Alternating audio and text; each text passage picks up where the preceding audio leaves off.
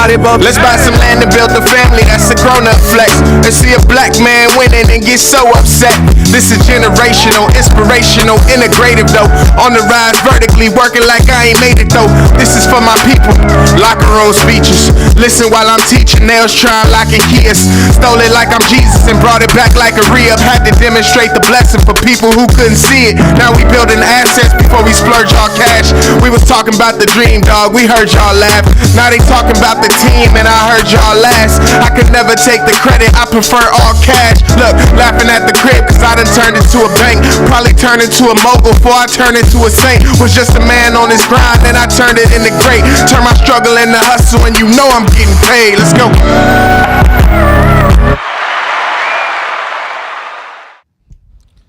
Let me see what mine say. Live tape. We are live. What's going on, family? This is Dr. Tayler Jacobs. I appreciate you for staying with us. We had a little bit of technical difficulties. We have hail and storm and all that stuff in Dallas. Again, welcome to the Power Bank Society Show. I'm a co-host, Dr. Tayler Jacobs, with Nick, the millionaire maker. What's going on? This is Iggy, marketing genius. It's Mogul. And listen, would you want to jump it off, Iggy? What we talking about? Yeah, we talking about TikTok. So there's a lot going on in the news when it comes to TikTok. Will it be banned? Won't it be banned? What happens if it does? We're going to talk about all that tonight. And we got Nick here. So, you know, Nick, like, she the millionaire maker when it comes to social media. And TikTok is a big part of what it is she does. So we're going to get some good stuff tonight. What we got, Mo? So right this second, TikTok is being asked to divest from ByteDance, which is its parent company. They are basically a data storage company. They make a lot of different apps that are just like TikTok for different countries. So they have one for China. They have one specifically for India. But yeah, they basically are making short form content data apps that they. So you just gonna go against the grain and skip the word of the day? This is crazy, bro. You just gonna go against the grain? Unbelievable. Well, you're right. Today's word of the day is credulous. It's an adjective meaning ready to believe, especially in sight of uncertain evidence. The credulous crowd was easily convinced that the politician had their best interest at heart. What a credulous mindset to have. She was so credulous that she believed everything on the internet. The credulous crowd was easily convinced that the politician had their Yeah, listen. So on the Power Bank Society Show, we like to bring you new vocabulary word to start off the day, to expand your vocabulary, to help you, sound a little bit better, talk a little bit better, and being able to navigate in the space using these words. So I encourage you to use credulous in a sentence of your own in conversation this week. Now to the hot topics, Mogul. What's happening there? Again, so TikTok is TikTok. As we know, there's been a lot of bans on TikTok, different places because of its being a Chinese company. Basically, its parent company is being asked to divest TikTok, at least its American assets, to America, of course, because they are gathering a lot of information. They're a data gathering company. So people are saying that they are a risk to your national security, even though TikTok itself says it's not at all, and that there's no evidence of it being a risk, and that there's no evidence ever been brought up of it actually being a risk. We see the U.S. is trying to ban it in all federal and governmental, I guess, hardware. Yeah. So, as we've talked about on previous episode when we talked about TikTok, I'm gonna just say off the rip, I hope it gets banned. But when we look at and understand the facts of what's going on, we got to talk about a couple things. One, the U.S. and Biden's administration. It started actually with Trump. It started with Trump when he shined the spotlight on him for having things that kind of were sought out to be misleading. People were on the app and the credulousness of the app had people thinking one way when things are actually another way. And with that, we talk about it being banned. I'm pro for it being banned. However, what they're saying is the U.S. hasn't provided any evidence of a security breach or national security issue. So I think that's something we got to talk about. I believe it should be gone. But what about you, Nick? What you think? I mean, look, my biggest platform is TikTok, so Okay. I don't want it to be gone. Yeah, he just mad he got a late start on it. Yeah, sorry. No, I had an early start. Sorry about that, buddy. But no, seriously, I 2018. don't want it to get banned. But at the same time, I obviously want what is best for our country and Right. where I live. You Right. know what I'm saying? So we got to do what we got to do. And there's plenty of other platforms that we can get right to that are American platforms. So it's no thing. We'll bounce back. Yeah, the verdict is still out. I know last time I went a little hard on TikTok, but the verdict is still out because a lot of people's lives have changed because they were first adopters of the platform. I'm always pro small startup entrepreneurs having momentum. On the other side of that, I'm pro America. So it's Period. Yeah. It's crazy. They Period. actually ranked as the largest startup in history at the present moment, with I think being valued at 79. First of all, 78 billion. I think it's a TikTok is not a finesse. startup Yeah, that's a because finesse. They've There've been like 17 different apps. Yeah, it was like They rebranded. 9,000 different apps. They rebranded. Oh, we talk about that inside of the Private Bank Society too. PBSDollarClub.com. Club. We talk about the indestructible product Right. and the indestructible lunch. Mm-hmm. We talk about the renaming and representing it and repackaging it time and time Yeah, I again. get it. So I get it for sure. I think that people actually should take business notes from TikTok because it did not used to be called TikTok. So this is the best example of you can recreate yourself, reinvent yourself, and sometimes that does mean a name change. Yeah, for sure. A brand change, a appearance change, because people will take it a lot differently. And a lot of those companies, they spend that time and they create these products that they know they're probably going to end up changing the name, but they let it go through its test period to figure out what is it going to turn out to. Yeah. And then they fix it. They, take all the complaints, they represent it, they get Right. people excited again, they go through the process again. And so their execution has been flawless, but I am still pro where I live. I'm pro America. So I'm on board with whatever is best for us as a country. I do find it quite alarming that the TikTok CEO openly stated that China gets a total different TikTok. Yes. Yeah. I am a little bit alarmed when he says I don't let my children get on this platform. No, they're too young. Absolutely not. I'm the owner Yeah. and curator of. Makes you think a little bit, for sure. But we openly saying, but we let them do it. They can do whatever they want to do. Almost,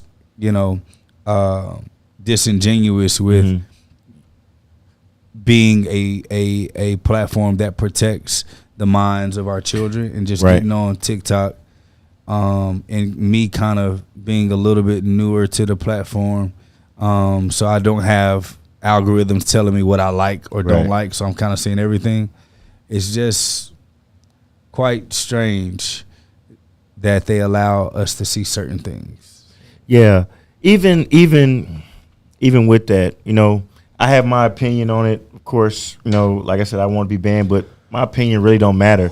So if TikTok gets banned, like you said, Dr. Jake, there's a lot of businesses who got a jump start, got momentum, found a groove on TikTok.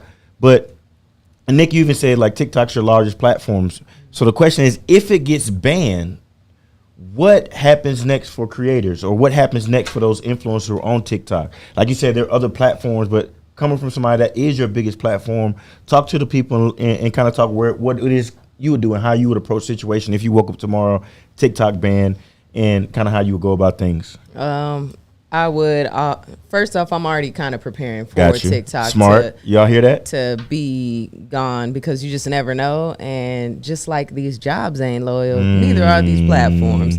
So These I'm platforms already ain't loyal. moving and repurposing my content back to YouTube. I would definitely take full advantage of YouTube right now. The shorts community is something that is a main focus on YouTube, like not even so much long form content. Of course, that's always going to be a thing on YouTube, but the shorts community right now, that's their main focus. They're like in strict competition with TikTok right now. Yeah, and that's coming from like you're sitting down with YouTube in meetings with other creators, with a manager to help you understand like how to move on YouTube and how to benefit from it. So this is not just something that you making up, talking out the side of your neck. Like you sitting down in these meetings almost bi-weekly. Exactly. Yeah, we talk pretty much bi-weekly, and we get updates on everything. And of course, like the conversation isn't TikTok, but it's how can we improve our American app. Right. You know what I mean? Right. Which is YouTube. You know, so if I were y'all, I would start repurposing my content to all the apps that belong to us and are going to stick around, hopefully. At least we think we're going to stick around. But, I would start doing that. Start building your communities elsewhere. Start moving traffic. And, of course, like, I don't know if they sat in our office hours before, but we talked about how lost my train of thought. But we talked about how you have to have more than one platform and build a community. So if you're building a community, it should be no thing for you to move over to anywhere else. And what do you mean by build a community? Means like your followers and they know you. Like they're almost family, kind of like here at the PBS, Private Banker Society. So it's like everyone on here is like coming back. They already know what time the show starts. I see the people in the chat room, Khalil, Tracy, Renee. What's happening? All them that are just like popping up every time. To me, those are the community, and those are the people who support you 100%. They stand 10 toes down. So that's what I'm talking about when you build in community, people who support you through and through, no matter what. Yeah, I think that building a community is important simply because if something does happen to you, people will come look for you. Yes. Facts. It's almost like they say, what is the value of your impact? And you can make all the money in the world, you can drive all the nicest cars, but when you pass away or you go missing, who's going to look for you?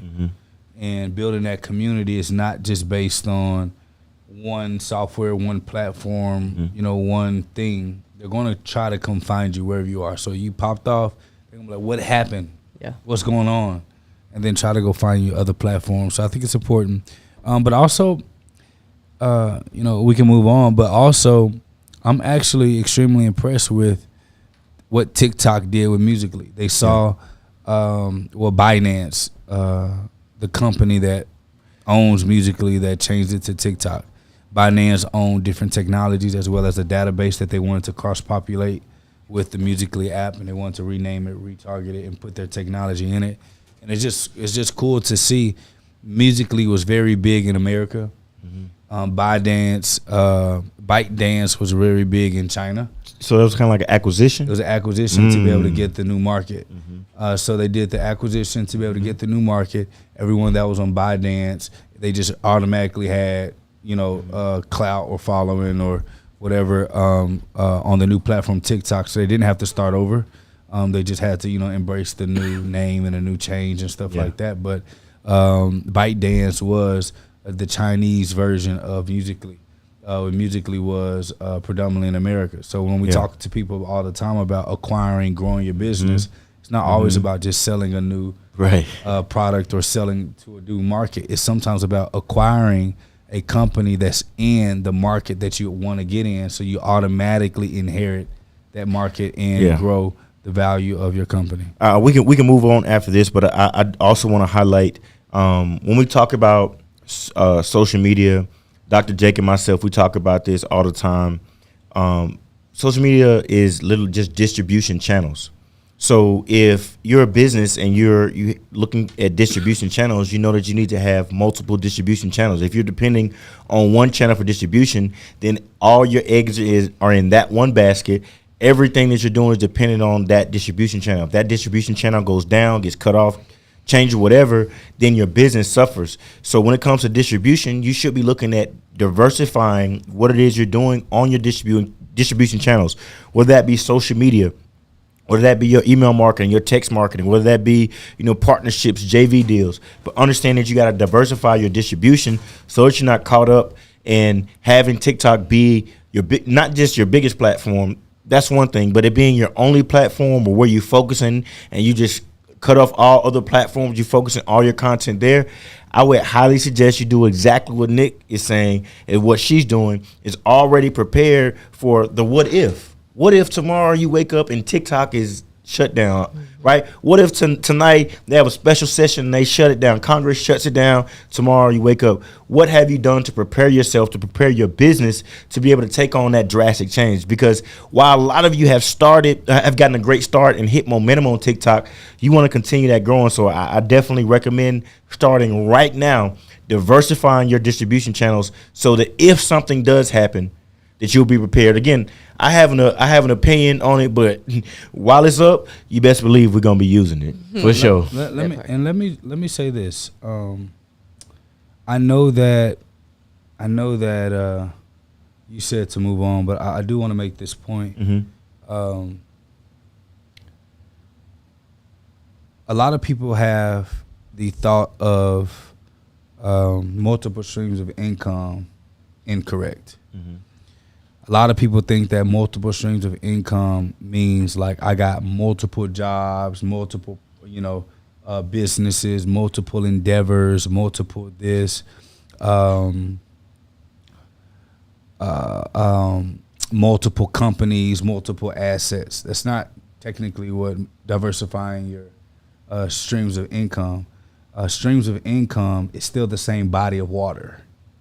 So whether it's a lake, an ocean, a river, a waterfall, all of the bodies of water have the same have the same like minerals, the same type of stuff. Of course, some is different, but the water all ends up circulating through and from the same thing.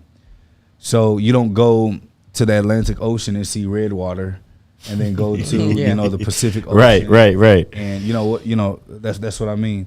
And when it comes to running your business, the multiple streams of income means multiple streams of distribution. I'm not overly dependent on one sales agent to produce all of the revenue for my business. That puts me at a risk. Yeah. I don't depend on one company to take care of all of my financial needs, especially if I'm a consultant, because if that company says, hey, I'm done, then I'm screwed. I don't depend on one social media marketer or one influencing brand or a platform, like you just said, Iggy, to your point. I just don't depend on one of those because I need the multitude of them all, because I do not know which one could shut down. So TikTok is a prime example.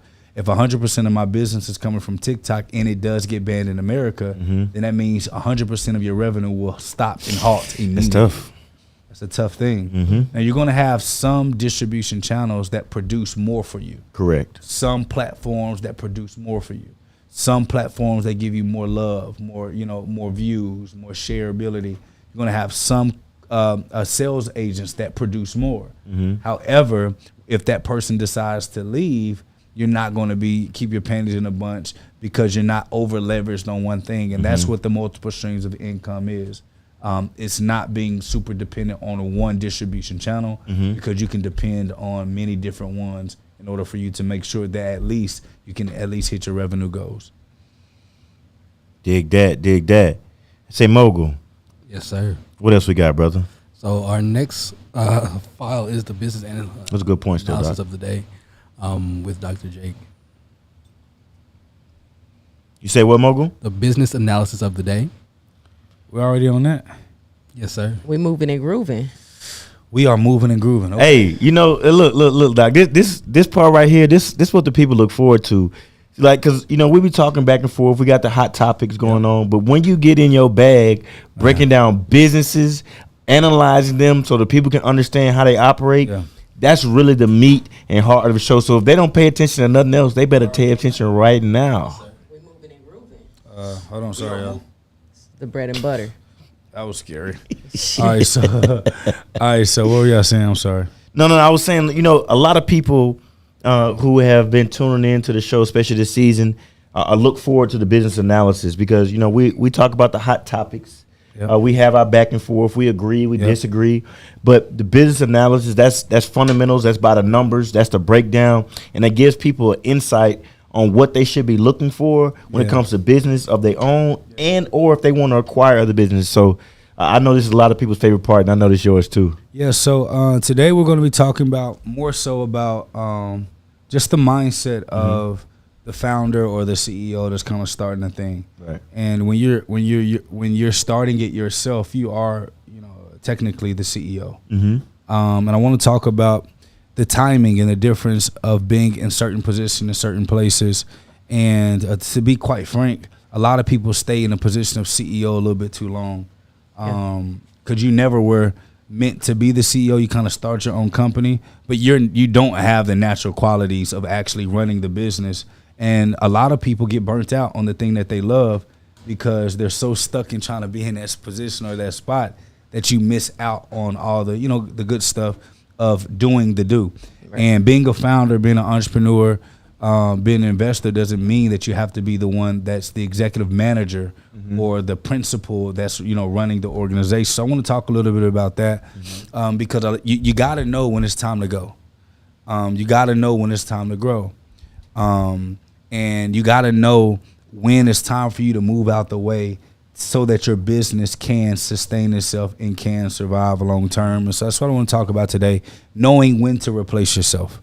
I think that's absolutely critical. Y'all know I got my notes here, so I'm going to absolutely be looking at the notes.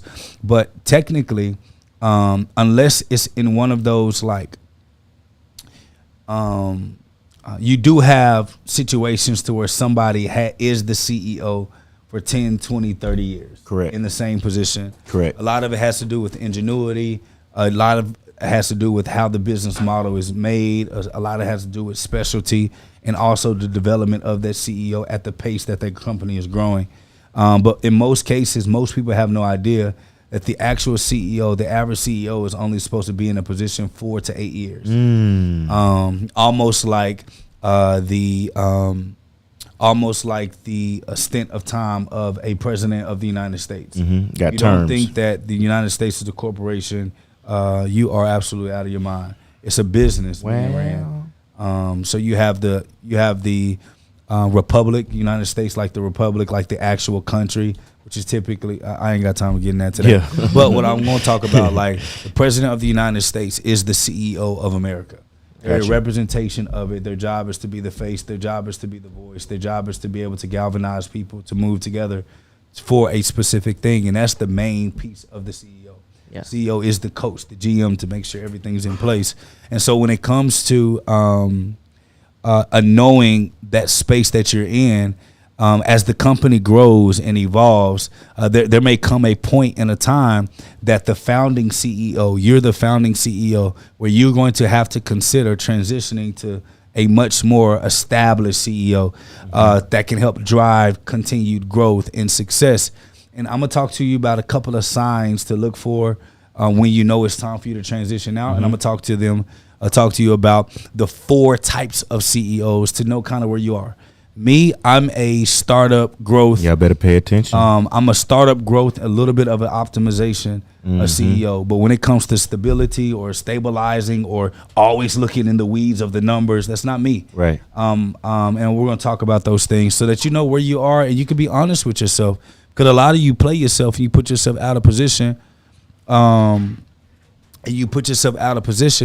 Because you think that you have the capability of running your business all the way, and then you never get it to grow, where it needs to grow. So here's 5 things to look for when you know you need to move out the way and find somebody else. Let's hear it, Doc. And let me be clear on something. A lot of you think that hiring a CEO, you got to pay 6 figures, 7 figures, 8 figures a year for a CEO. No, an average top line CEO makes about $150,000 a year.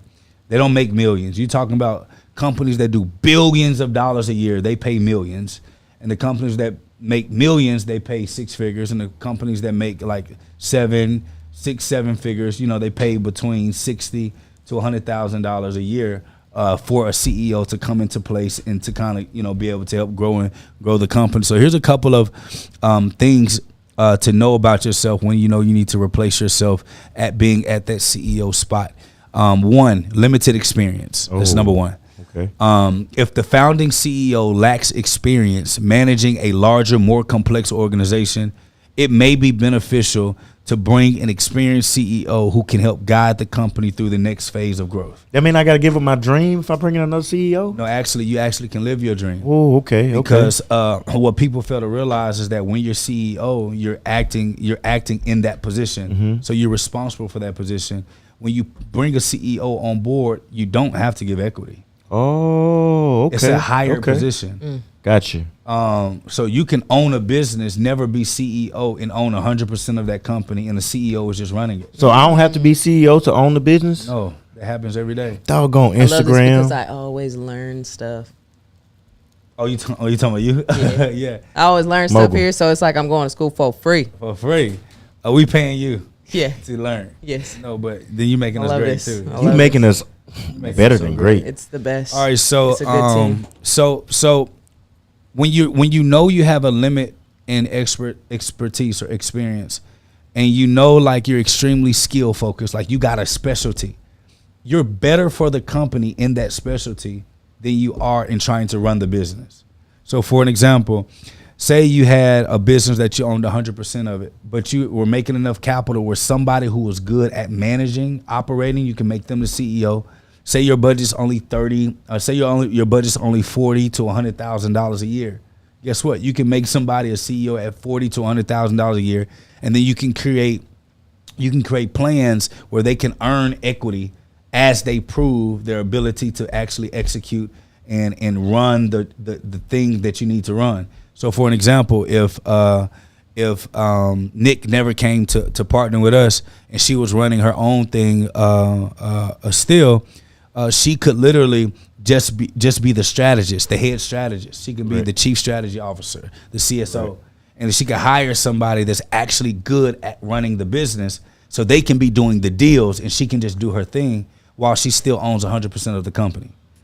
Yeah. See, a lot of people think that you have to give equity or somebody has to do it. Y'all, there are CEOs every day that literally their job, they are good at managing stuff. Mm-hmm.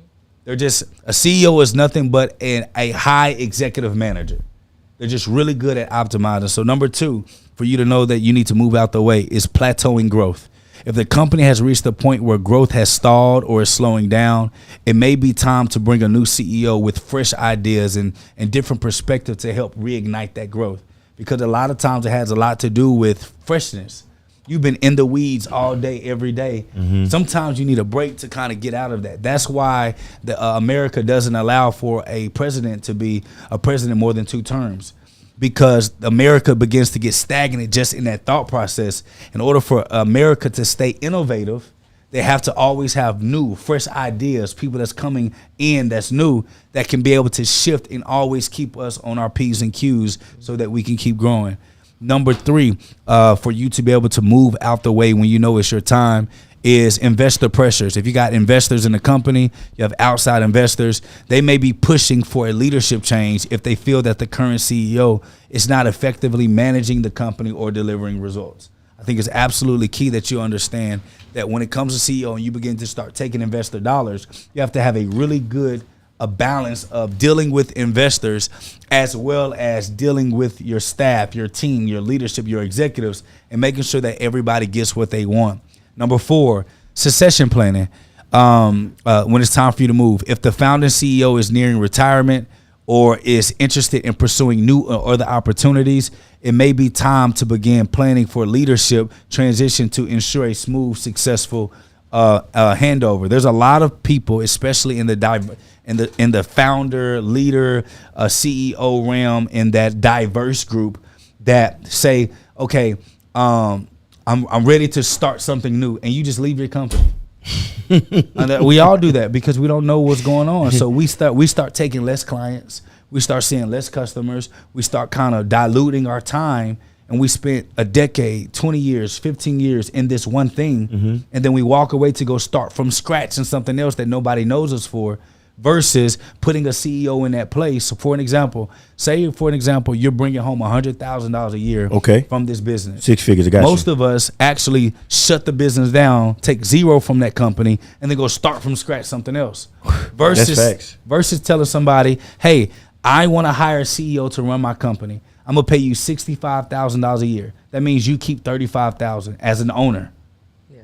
You keep $35,000. They're running your company for $65,000, and now you can start that new endeavor without having to start from scratch. You got a little bit of extra room to it, or you can use that company in the new endeavor. That old company owns that company. You start that company and then put another CEO in place. But these are the things of succession planning that's important, and this is why we teach companies. If you want to go from good to great and from great to sellable, that's when you come to us, because we get past that whole I'm building this for my kids. Well, if you're building it for your kids, your children don't want your position, but that doesn't mean that they can't own the business. Yeah, they might probably not even fit to take that your doesn't position. mean that they can't. Right. Exactly. They're not fit. They don't have the same capability. They don't have the same experiences. They don't have the same education. But it doesn't mean that you have to give up your company. It just means that, hey, I need somebody to run this thing that is able to run it to take it to the next level, because you may have lost your zeal. You may have lost your excitement. You may have lost that thing that gave you the rush when you first got started. And when you start to feel that way, that's when it's time for you to start developing someone else that can kind of take that. And that's why typically CEOs find younger folk. They got a little bit more zeal to them. They're a little bit more flexible. And the old CEO, the founding CEO, moves to chairman, and the new CEO is now running the helm. So at chairman, I'm still the strategist. The CEO is the executor. So these are the things that can play. And then number 5, a strategic shift.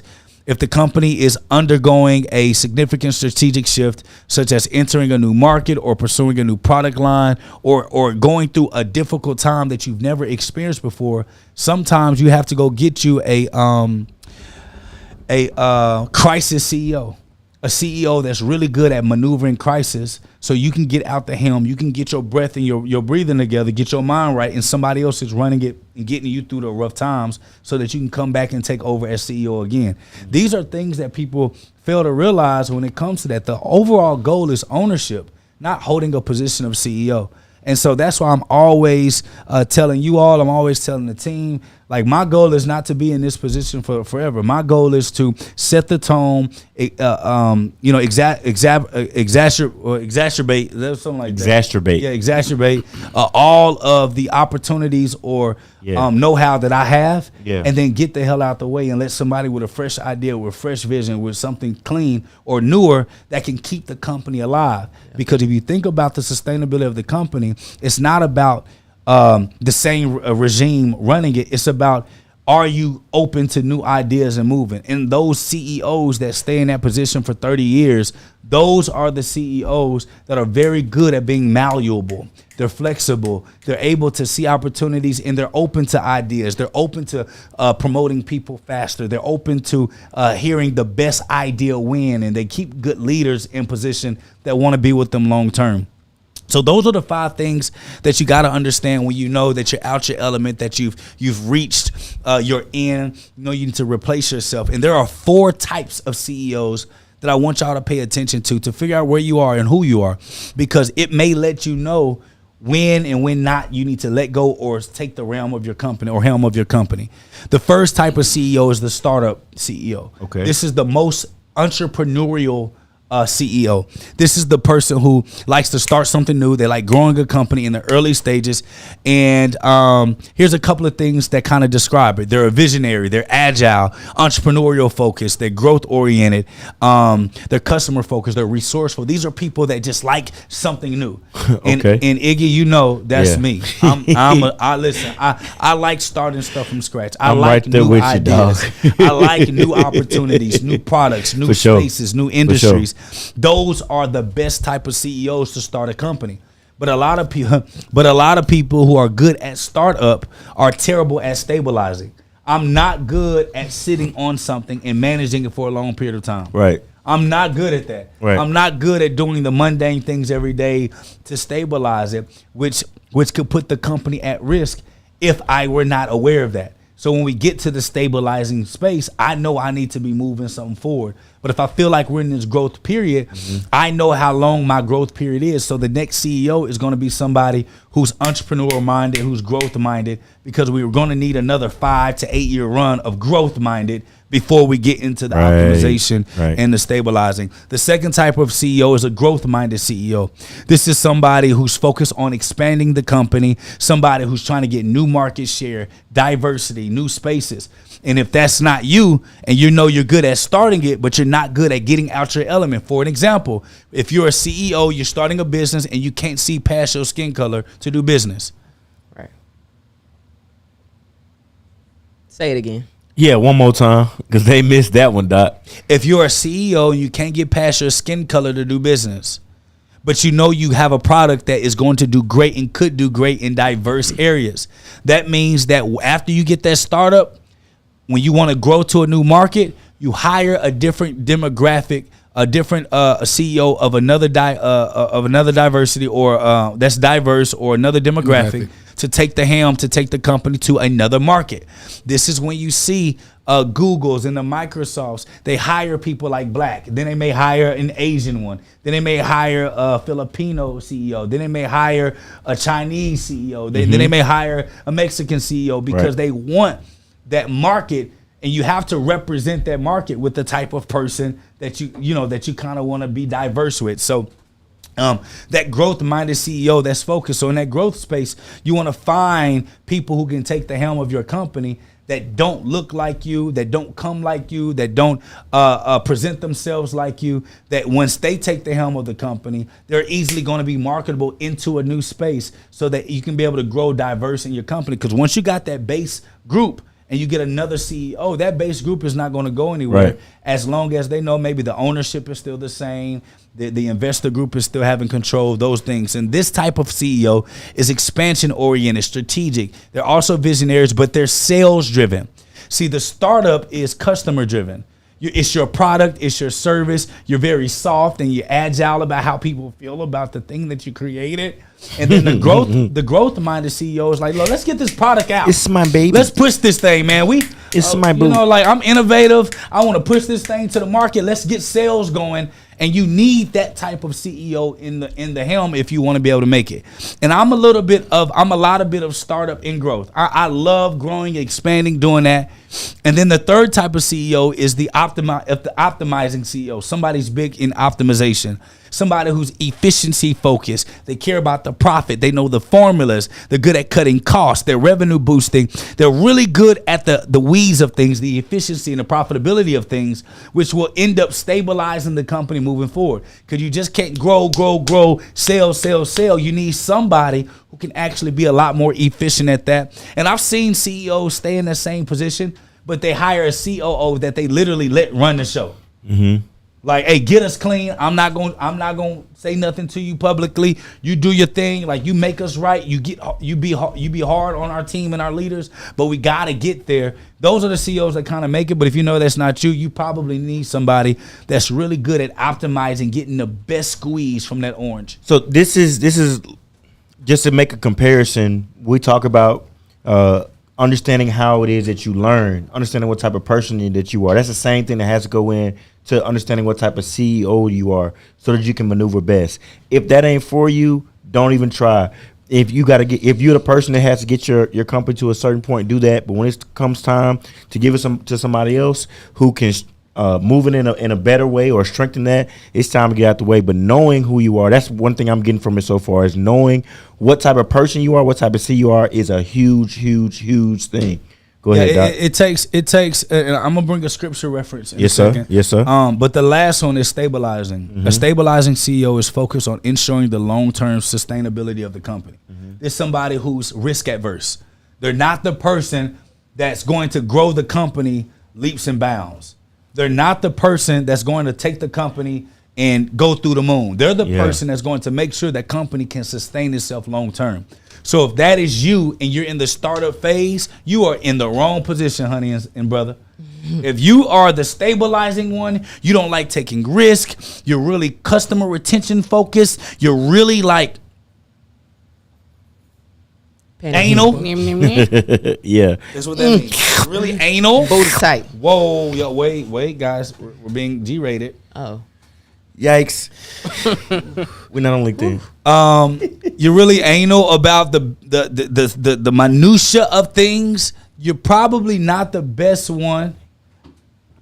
You're probably not the best one to be in the position of leading the company during the startup growth. Know yourself. You can be able to bring yourself back into the CEO space when it's more stabilized, but you need somebody who's not scared of taking risk. So you may say, Jake, I don't have that money to do it, but I know I'm not no startup. Guess what? You can go find you a CEO right now.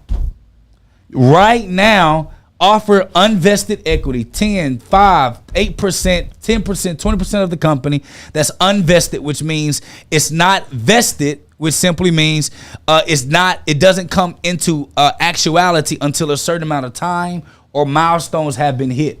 So you can set up your organization right now in the best optimal position right now, even if you're lacking capital, but you can't be online high-siding and stunting. You got to be honest. You got to let people know where they are. And you're going to be amazed with how many people would say yes to amazing opportunities if they know that it's room for them to be able to grow, expand, and develop. And let me tell y'all something. A lot of us miss out on the overflow of blessings of God because our ego is so tight. We're so tight on the position of CEO that you miss the money that a CEO can make without having to be the CEO. Let's go. That just hit somebody in their chest. In the chest. And so when it comes to archetypes and strategies, a lot of people say, if you follow Christ and you're in the Bible like I am, people miss the main part. Jesus saw that if he stayed, it will cripple the people. So he had to leave. Talk about it. He had to get out. He had to exit stage left. And his disciples were upset. They were mad because a rabbi is always there for their disciples. A rabbi doesn't leave and depart. But he knew that the impact was so strong that he had that the longer he stayed, it will cripple the organization at hand. So he had to remove himself and let someone else take the realm. If Moses never passed away or if Moses never died, the people never would have gotten to the promised land. The people never would have gotten to the promised land. It took Joshua to get the people to the promised land. Someone who wasn't scared. Someone who was with the smoke. If you look at David, if David never came, a new breath, a breath of fresh air, never would have beat the Philistines. Never would have killed anybody. Never would have destroyed Goliath. It took somebody that didn't know who Goliath was, who didn't know that this was a big enemy, that didn't know the history of Goliath, that had a fresh anointing, a fresh breath in them that allowed for them to be able to conquer what everyone else was scared to do. So when it comes to building an organization, if you want it to truly last, to be able to be a cash money machine for your family, you got to know when to pull yourself out the game and pull somebody else up that can help take it to the next level. And don't get me, I ain't going to get started, but that's what I got to say. That's the business analysis of the day. Listen, Doc. As always, man, good stuff. And just to veg you back on that, man, I really love our culture, right? Because when we talk about what you're saying about titles and people being CEO, listen, in our company, in our culture, don't nobody really give a doggone about titles. We just concerned about getting the job done and making sure that the client or customer has what it is they need. If that means that I'm the director of marketing and I gotta, pick up, sweep, whatever it is I got to do, get the job done. That's what it is about here. And I say that because when I first came on the internet, it wasn't cool to be an entrepreneur. Then it turned into what title you can claim in your Instagram or your social media bio, and that made you feel like something. But in truth, people want so bad to be a CEO. They want them 3 letters. They want to be C-suite so bad, right? But you C-suite and don't understand even what type of person you are, what type of leader you are, what it is you're good at, what it is you're not good at. So I really love our culture because don't nobody really care about the title. We care about getting the job done. Yeah, and I think that if our company was in now we do have CEOs that run specific things. Correct. Like, so although Sean plays the CTO, chief technology officer of all of the group of companies, like from a board level perspective, right? He's the CEO of Backend.io. Correct. Those things are important. She's running, and we're building out that department, but she'll be the CEO of our social media marketing and management company. But she'll have support and things that can kind of guide her for this time being, until we can find someone who is better at optimizing a group and galvanizing a group. Because when it comes to being a CEO, there's a lot of different elements that people fail to realize. Right. It's not just about the sale or the position. It's about, can you develop new talent? Do you have a wide enough base of knowledge to be able to make sure that the company as a whole is moving forward? Are you good at being able to open up new markets, curating new relationships, and then properly disseminating it to your group and your team? Are you good at fundraising? Are you good at fundraising? Can you fundraise? When it's time for you to figure out how to, when the rubber hits the road and it's time for you to make something happen, can your team know that shit? If we tight right now, if the budgets are tight, because let me tell y'all something, even with billion-dollar companies, they have tight budgets. When they hit those parts where the budget is tight and payroll may be a little bit late or things are a little bit delayed. This happens regularly every single day. Can they depend on you to keep your cool, remove your own pride, your own space, your own emotions to still deliver on behalf of everyone else? It's a selfless position. You look out for everyone first, and you're not even thinking of the thought of getting wealthy or rich prior to. So you got that understanding. But then there is also an optimization specialty that you have that is good for the organization, where you know to get in and you know to get out. So there's a lot more that comes with just, hey, I started this thing. I'm very good at doing this thing. So that means I'm the CEO of this thing. No. You need to get out the way so that your company can be able to thrive and can be able to grow. I had somebody reach out to me, and we had a partnership with her, Dr. Sasha, who does trust in corporations and entity organization. She puts entities together and trust and stuff like that. Yeah. And she reached out to me yesterday and she said, Doc, I want to have a legitimate conversation with you. I said, what? She says, I'm overwhelmed.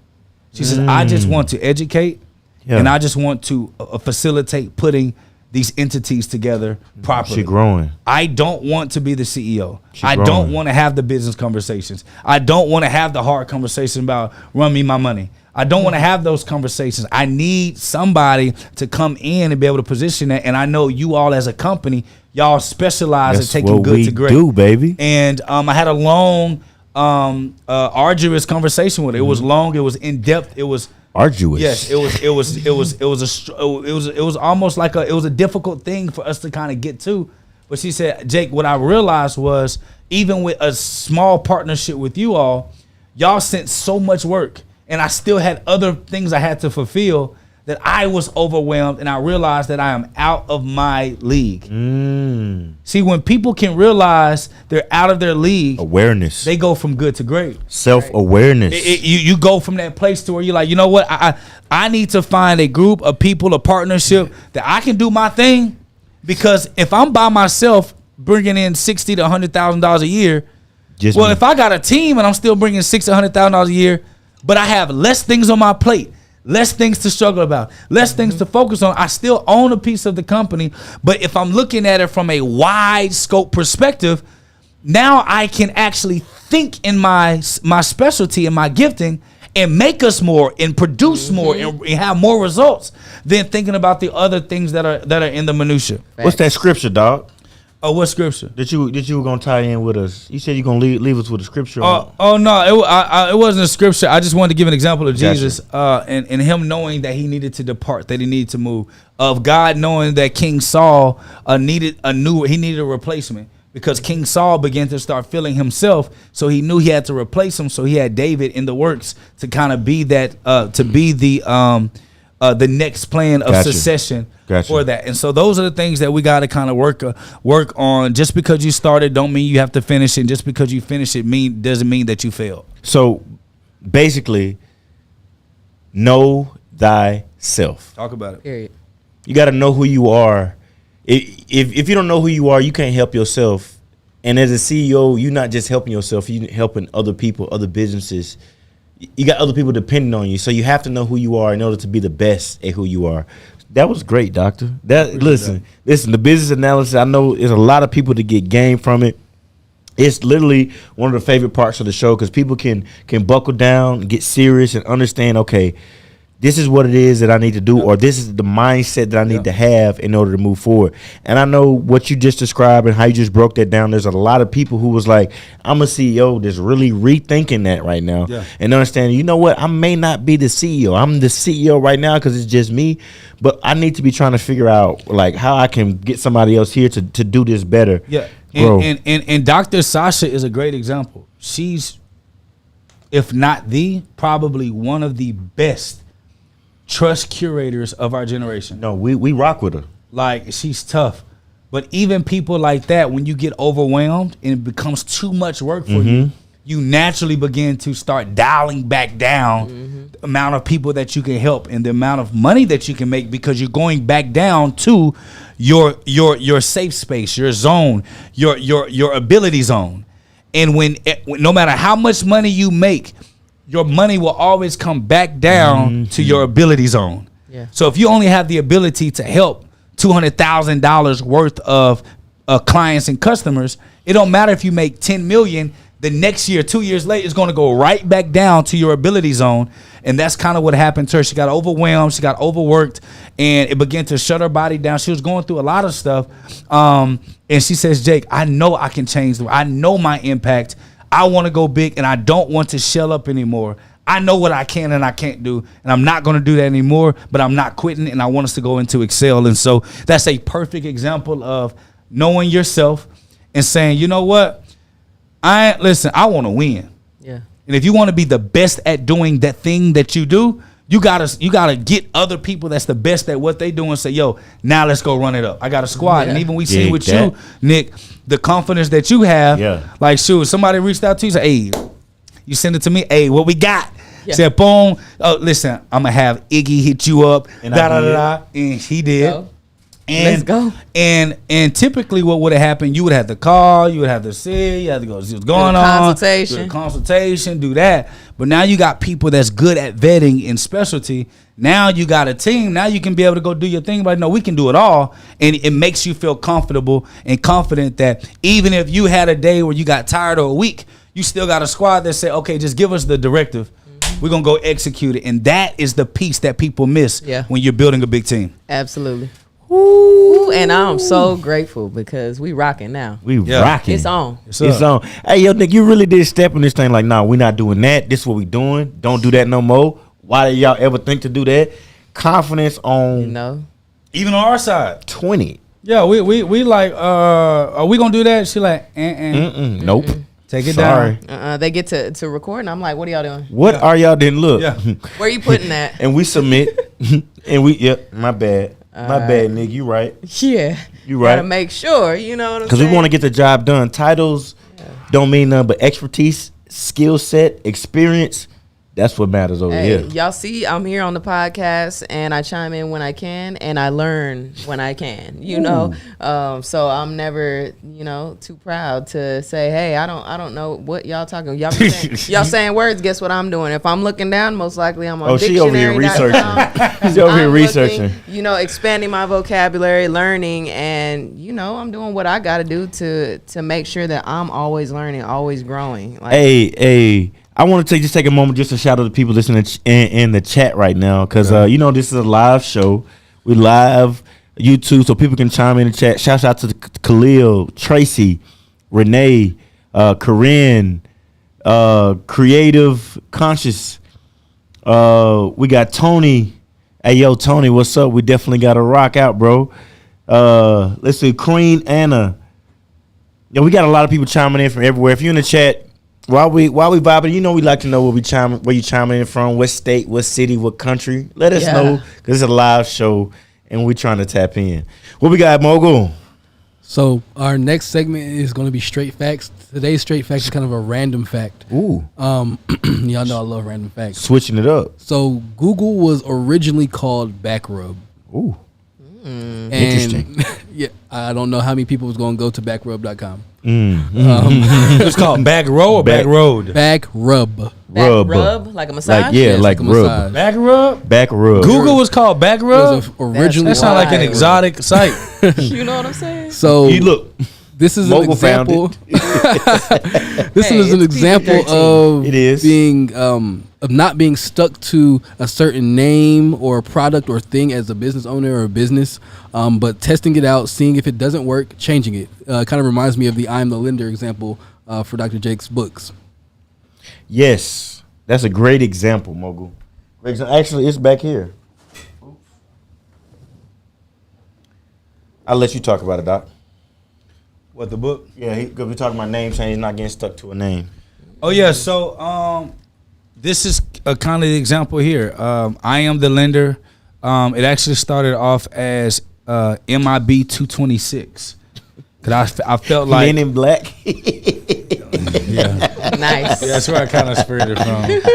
But it was more infinite banking, more MOOR definition secured. So secure. But I was joking, but I really want you to talk about it, about like how that name meant something to you, but to the marketplace you had to so talk about that. For me, when you talk about more, this when I began to start finding out about black nationalism and understanding about who I am and where I come from. So I was on a journey of trying to find my own identity, and I kind of started to associate with Moors, and of course I began to grow, but I began to start seeing we were sophisticated.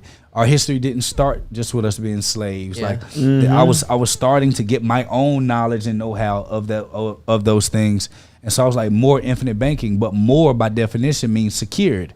So I had like a lock, and it was secured infinite banking. So it's like that secured thing in 226. I think it was I think it's Proverbs 22:6 or Proverbs 2:26. I don't know which one. And now I want to look now because I know it was from scripture.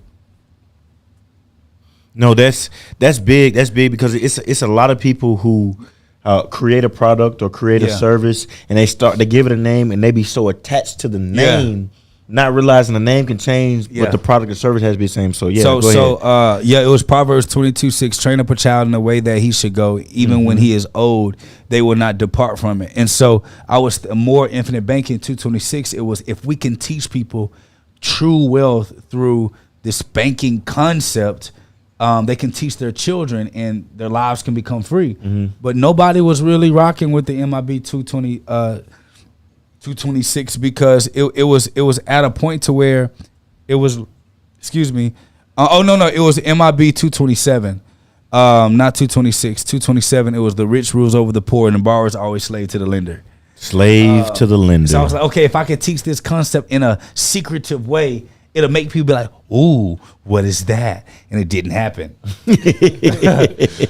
What was you thought it was? It wasn't what I thought it was. And Okay. So then I was like, okay, that's You not folded? working. You gave up? No, I just took the same concept. I created a new face, a new name, a new look. And I actually got the books, different versions of this book, because this is actually closer to the last copy. I had like, it was yellow.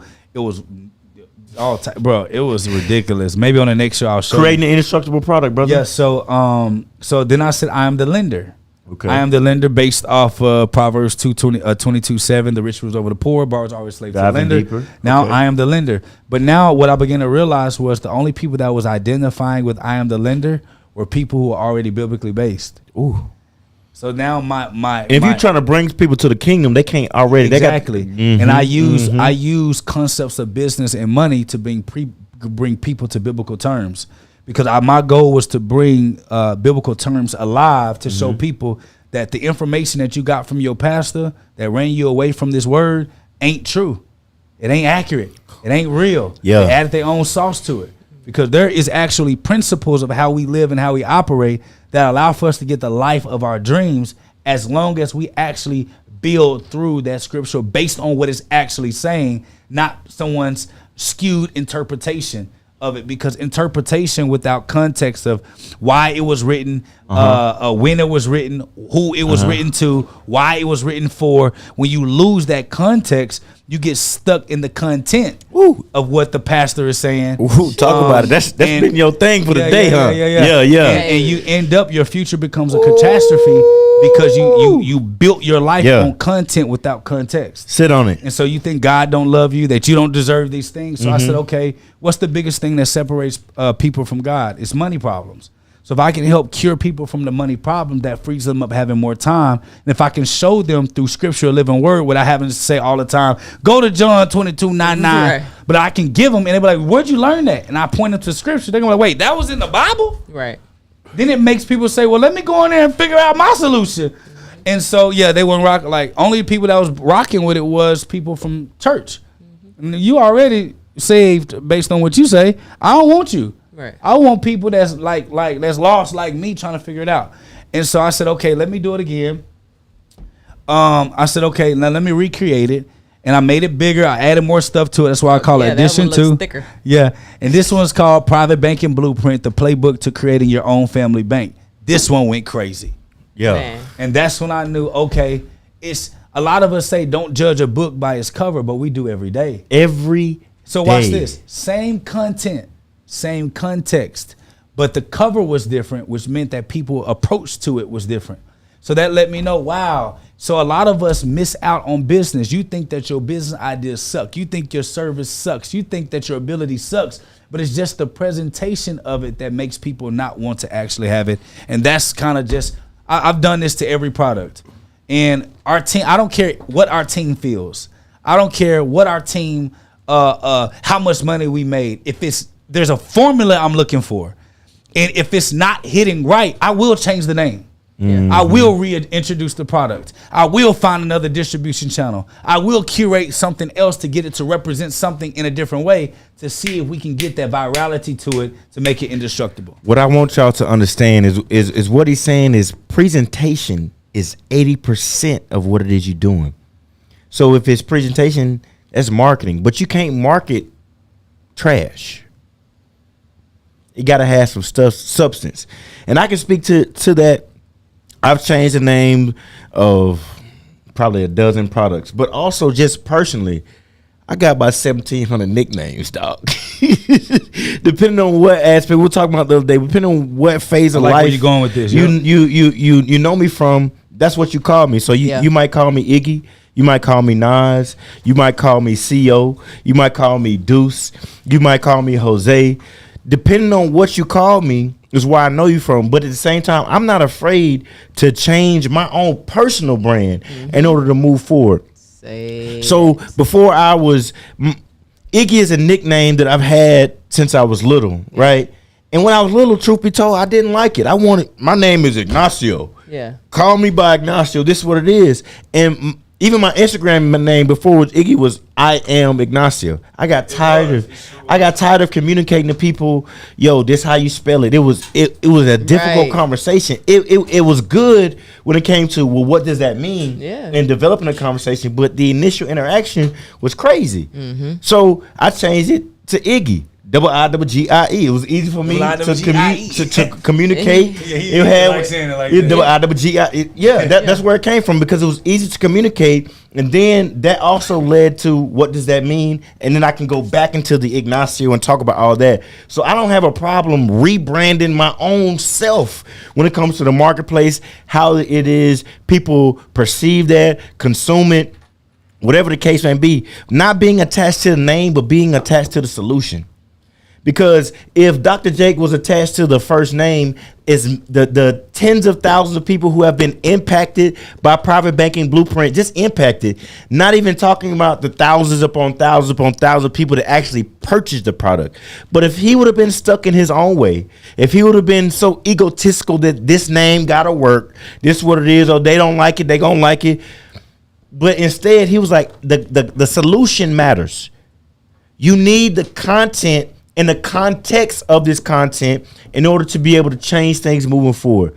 So he wasn't emotional and attached to the name, but attached to the solution, and rebranded it as many times as it took to get it out to the people to be able to change the impact in lives. Some of you are watching this right now and you have this hard copy. Some of you have the ebook.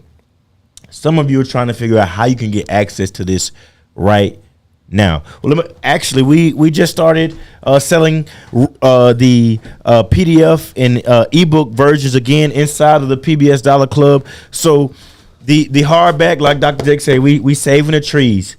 But the information is what it is that you need. Yeah, the ebook version is available inside the PBS Dollar Club right now. It's only $11 a year to join as a membership, and then you can get access to the curriculum, get access to the training, and understand why it is that he had to rebrand, so you can get interested in it and want to consume it. Because you're thinking right now, private banking blueprint. What is that? How can I get access? Yes. What I got to do? Versus and I am the lender. Yeah, I am the lender. But if you're not the lender, you're just not going to relate to that. And I'm sure that's what it is you saw. But private banking blueprint, PBB, it resonates with you. You listening now, and you're probably trying to search the internet to find it, but it's in pbsdollarclub.com. Now, let me see, and I want to show y'all a couple of the evolution of several of them. And he got receipts. You know I got receipts. So We Are Sick, Surviving Financial Cancer used to look like this. I mean, this is how it looks now. But when it first came out, it looked like this. Well, if you look at the two, which one would you actually want to purchase? Yeah, this one, because this one looked like a diary. Yeah. This so how you gonna say We Are Sick, Surviving Financial Cancer when your book don't look like it survived anything? Yeah, you look healthy. Right.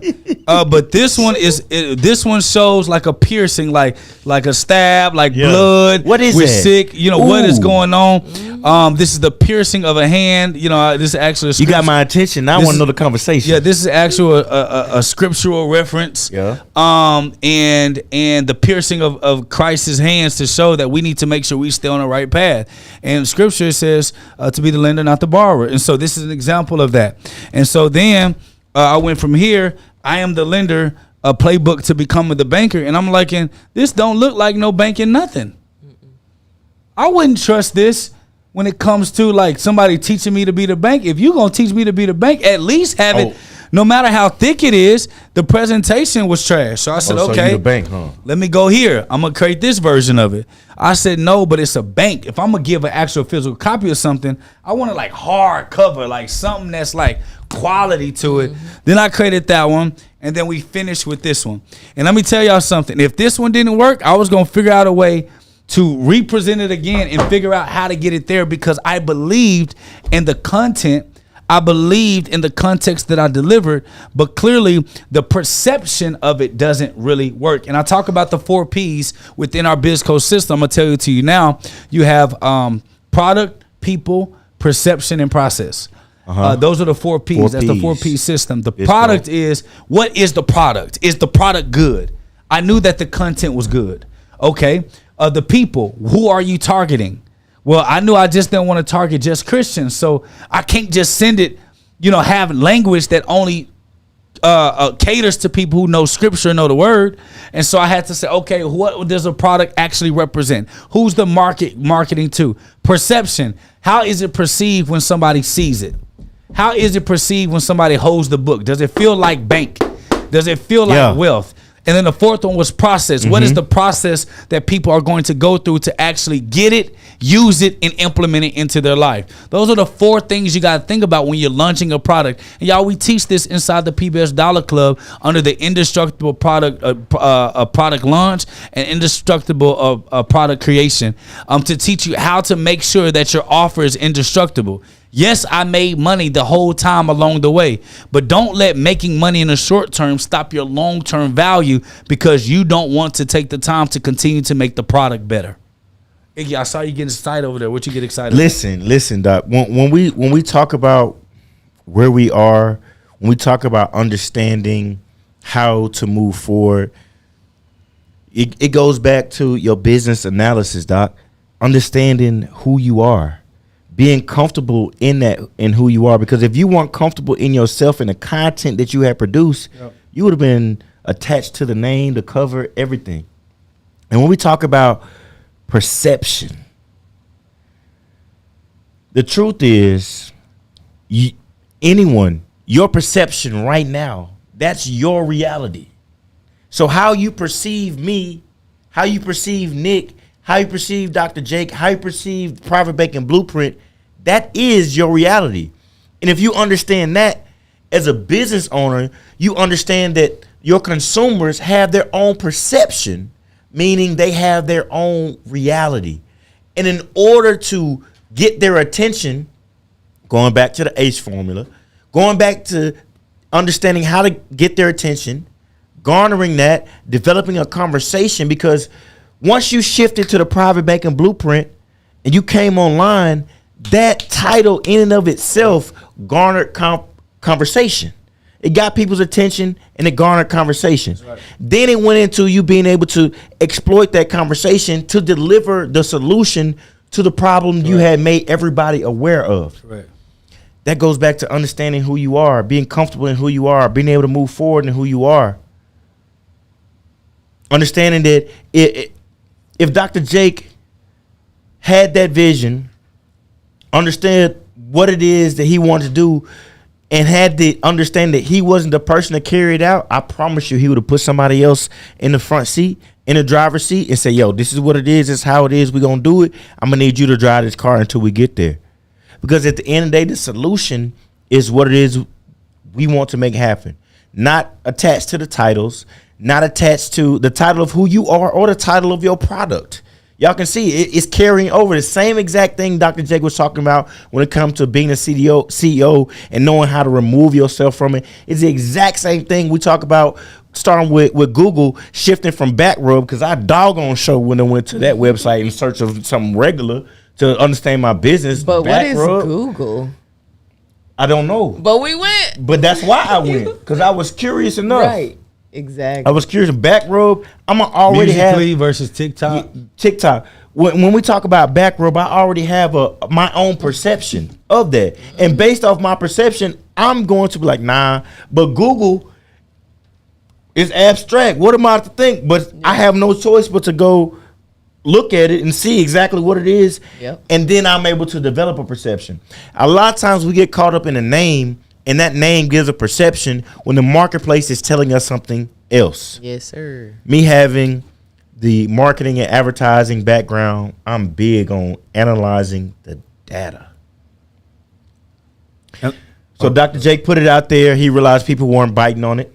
He realized people weren't consuming it. So he shifted. He had a little bit more traction, but it still wasn't right where he was. Shifted again. This is what it is. Looking at the data showed that, look, the context, the content is good, but people not rocking with the cover. We talk about so much not judging a book by its cover because we know that's what we do. But judging a book by a cover doesn't always lead to the best solution. But when you are able to look at a cover, it presents itself, and then you dive into the context of that and the content of that, and it moves forward. And this is not just based off me telling you that. We're talking about tens of thousands of people getting access to this information, and thousands of people actually purchasing the hardback cover to get access to this information. This is what it is we want to talk about moving forward. Go ahead, Doc. And let me just say this real quick. It's important for us to take things into perspective. Because I'm actually got a question for you from a social media standpoint. It's important for us to understand that when we create a new product, let's just go with the perception version.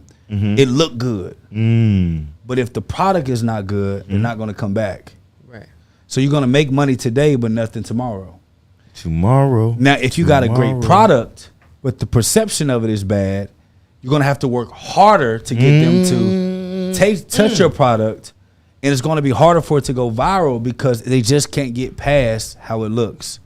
And then on the other side of that, when you have the combination of great perception with an amazing product, that leads to the formula of viral content or a viral product sales or whatever like that, because you know for a fact you can actually make it happen. How does that work in the social media world? Is it the same type of formula when it comes to that?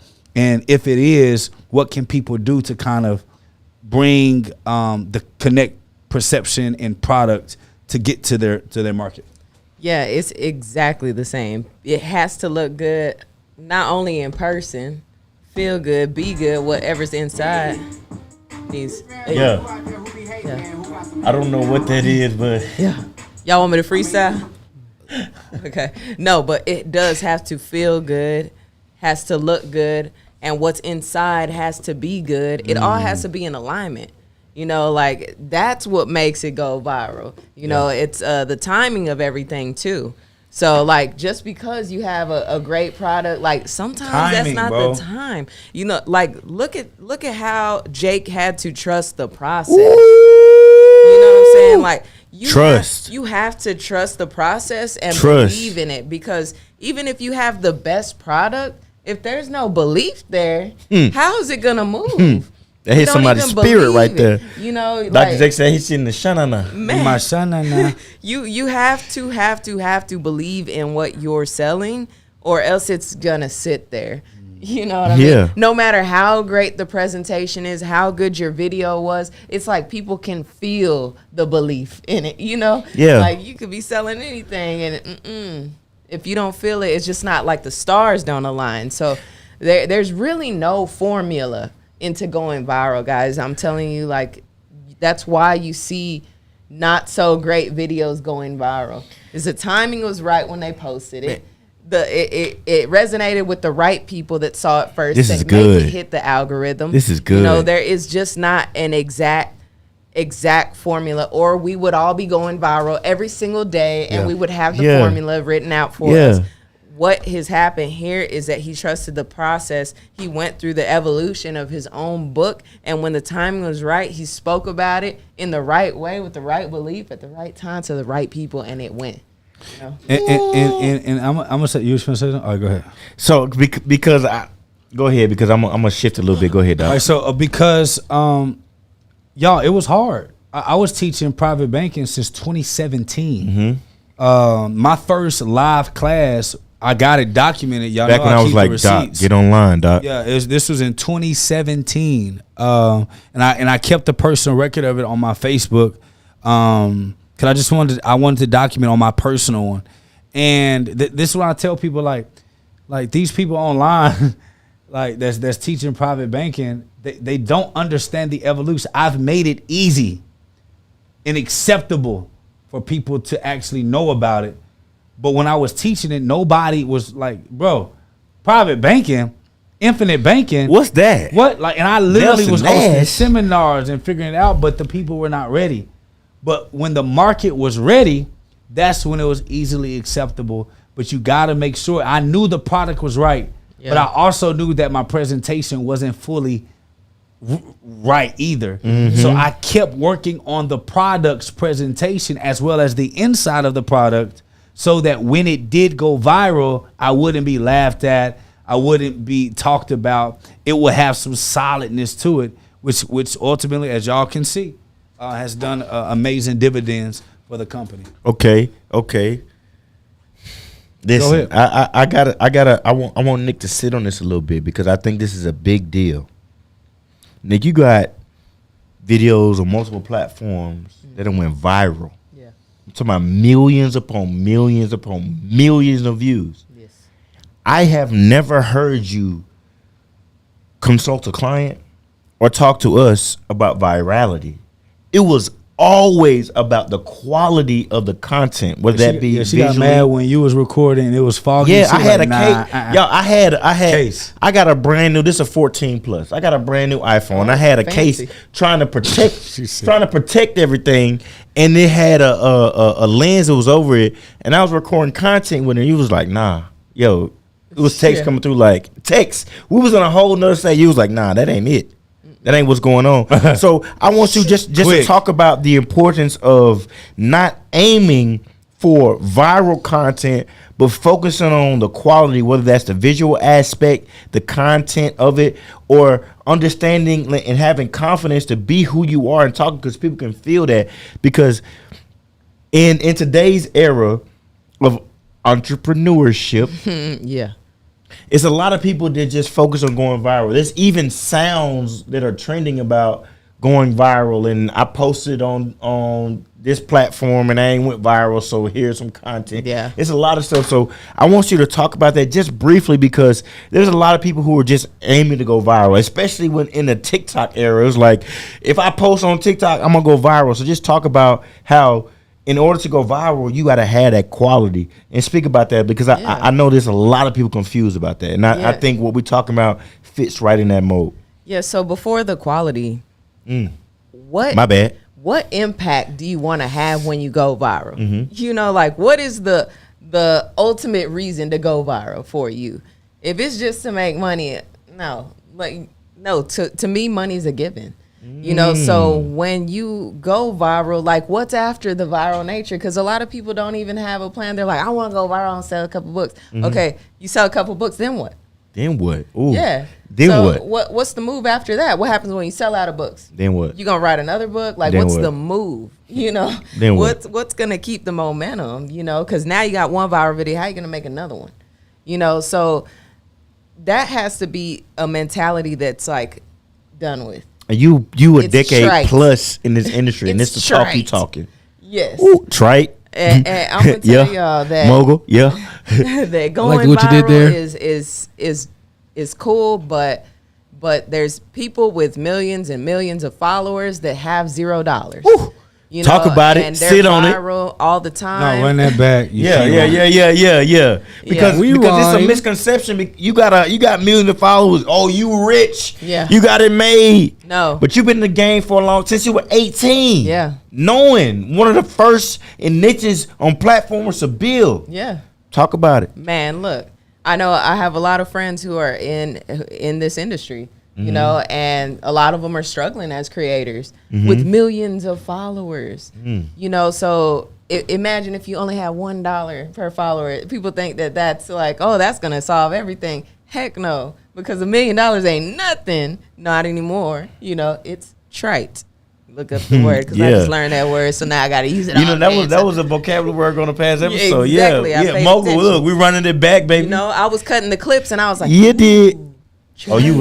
was So working. I'm learning every time I'm a student.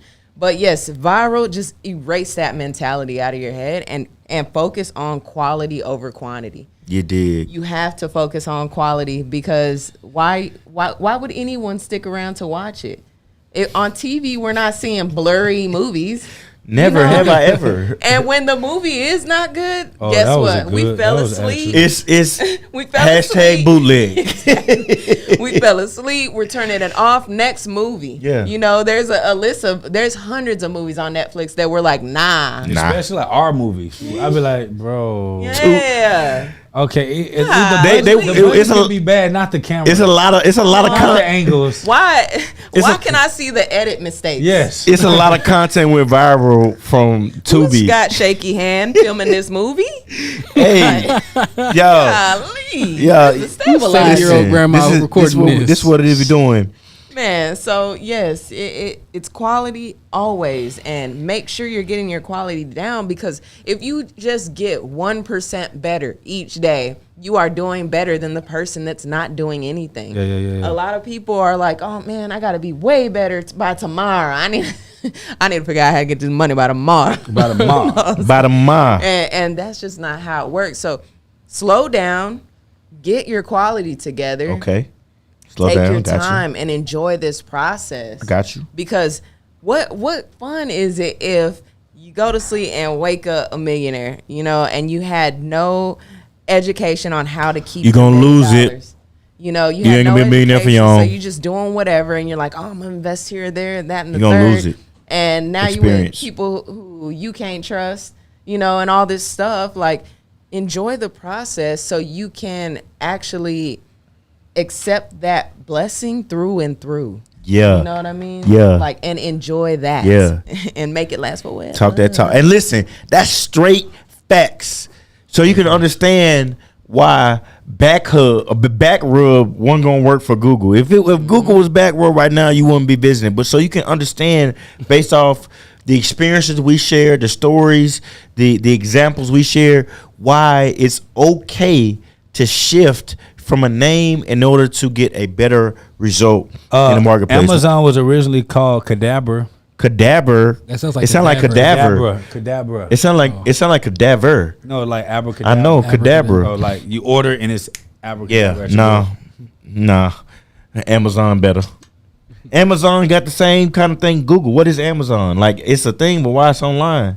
It make me think, which would make me go look, which makes me realize and understand based on the product and service quality of it, and that reshape the marketplace. So abracadabra wouldn't have done it for you. Nah, not if I'm not interested in magic. I'd rather go to big. Listen, if Cadabra would have done it for you, if you would have been on Amazon if it called Cadabra, I want you to leave that in the comments below. You know, I say that a lot of these things wouldn't have done it for me, but Amazon ain't attractive either. Yeah. It's not. Here I It's am. not. But it provides that curiosity factor, Not really. and Barely. it doesn't make you think in a certain direction, which makes you okay. But when I Go to say 4. abracadabra, I have all these connotations and things that I'm gonna associate it with. When I have none, 4. I can't make up my mind before and be able to move. All right, so look, I'm gonna show you this real quick. These are the what Amazon used to be. Let me tell y'all why you can't be scared to grow.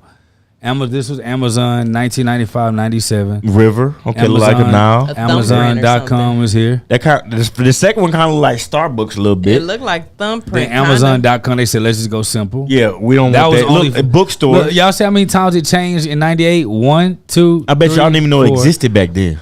And then this is what Amazon is. I right now remember. to I present. remember the. You know what the that- 98, the second 98 one. You know what that arrow is? Yes, I do. It's a smile. That's a small and from A to Z. We From handle A everything to from Z. A to Z. That's hard. Woo, they doing it Yeah, now. yeah, They yeah. ain't never changing that. Now let you know logos mean something. They didn't have it at first. They had to go through a little something, get a little bit Imagery matters. I'm experience. telling y'all. Yeah. Yeah. Hey, that's when you hire that next creative, and they're like, Hey. "Hey, why don't you do it like this?" You know. So listen, y'all. That was straight facts. What we got next, Mogul? So now we're on to Smash or Pass, and this Uh-oh. is going to be one of Iggy's favorites because Is this mine or is it? I think it's a fan favorite. yeah, it's a fan favorite, but I know it's your Okay, you favorite. look. What fan? Listen, I'm a fan. Nick a fan. You a fan. We fans. Oh, It's a okay. favorite. Y'all, cause he talking about fan favorite. I'm trying. Listen, to I can go. I can go find some data if you want some. Oh. What we got, Mogul? So today we're going to talk about in the same vein of like if TikTok got banned or any social media got banned, but building an audience on social media without having a backup place to store those people. That's a full on pass for your boy Ig. I can't even. Go ahead, Nick, because I was finna get on my soapbox Go again. ahead, get on it. Listen, creators, it is great to be able to produce amazing content on social media. That is an ultimate skill set in today's time. We are in a creator economy. But there are tens of millions of creators now. It is recommended for a business to have about 1,000 different influencers to promote a specific product or service. So if I'm a business and it's recommended for me to have 1,000, how many people are actually out there? So what are you creators doing to separate yourself from the other tens of millions of creators? Yeah, you're going to charge for your views. Yeah, you're going to charge for put it on your reels, your feed, your story, different platforms. I get it. But what if you were able to say, I'm going to put it here. I'm going to post this video here. I'm going to create the content, first of all. I'm going to create the content. I'm going to spend the time to think about it and create it where it's good. Then I'm going to distribute it on my TikTok, my Instagram, my Facebook. This is the same thing that most influencers, the majority of influencers are doing. But what if you had an email address of 5,000, 10,000, 20,000 people that you can email? What if you had a text message list of 4,000, 5,000, 6,000 people that you can text based on what it is that you promoted, the content that you promoted? This is what it is that I want creators to understand. And because the reason I say it's a pass, because we're entering, or we're in, a creator economy. So what that means to me is this is a 1099 economy, right? So if we're shifting this economy, creators to me are very similar to the employee in the economy that we are halfway in or coming from. So what if the employee mindset, the employee status, the employee way of life you were against, and that's why you became a creator, why are you not positioning yourself to stand out from the other creators and position yourself as an actual business aside from an employee that's contracted? I really want you to understand the aspect as a creator building a business. I want you to understand that if you don't have a database outside of social media, because you've experienced these social media platforms going down for an hour, 2 hours, or 3, and you might have been panicking, or you've experienced these social media platforms shifting how they pay out based on the monetization. Last year in 2022, Instagram rolled out their bonus for their reels. This year in 2023, they doing away with it. I just start making money on that. Ain't loyal. They not loyal. So what are you doing to establish a database of people who rock with you, who have purchased from you, who are interested in the content that you're creating? What are you doing to establish that outside of these social media platforms? Because imagine this. You got 10,000 people on your email list, 3,000 people on your text message list, but you got 150,000 followers on Instagram. Instagram goes down. Imagine being able to send an email and text message out to these people. Low, I'm on TikTok. I'm hard on TikTok Day. Instagram doing this, but this sale is going on.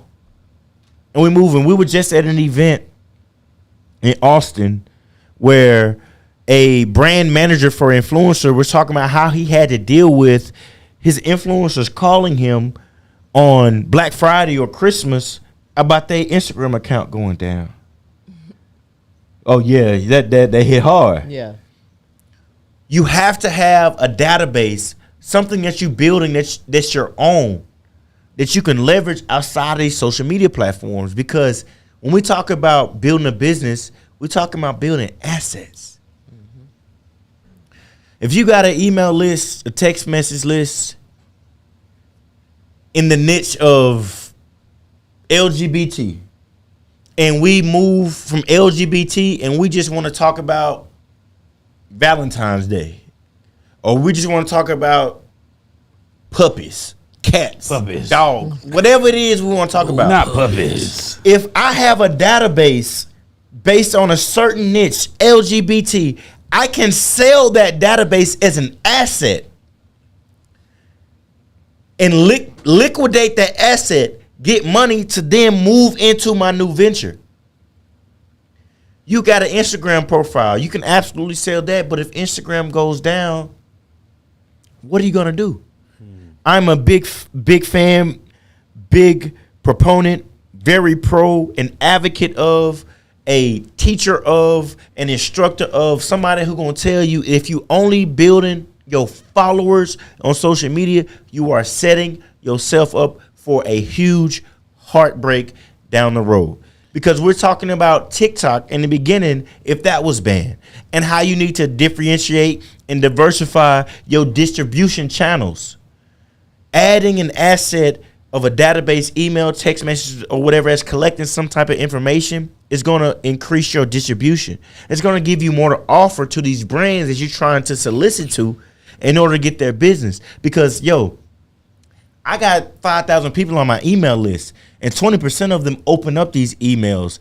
And then out of that 20%, I got 5% that's clicking through. And then out of that 5%, I'm able to get a 1% sales conversion rate. These are my metrics. That means something to a business owner. So I'm a big proponent of establishing a database outside of social media? I know that was a long-winded answer, but I needed to provide context so y'all wouldn't find yourself in a catastrophe. Go ahead, Nick. Yes, I do pass. Mm-hmm. You know, that was the question, right? Smash Right, pass. right. I pass. I know I was You do long-winded. everything that Iggy said. You have to build outside of these platforms if you are trying to make this last forever, because consider it like a job. Jobs ain't loyal. And not. These platforms ain't loyal. They're just businesses, you know, that other people are running. So if I don't know those people, who knows what could happen tomorrow to Instagram, or Right. you see Facebook one time when they got hacked or whatever, and they were like, oh my gosh, you Yeah, know, they had I to was figure it out. scared. Exactly.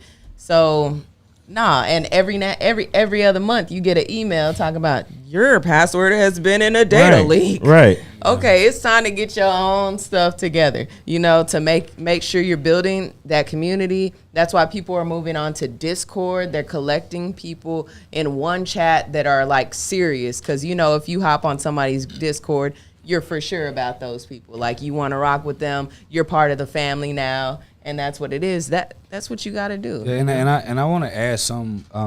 I know you brought up Discord, and not to what they say, not to whatever that is.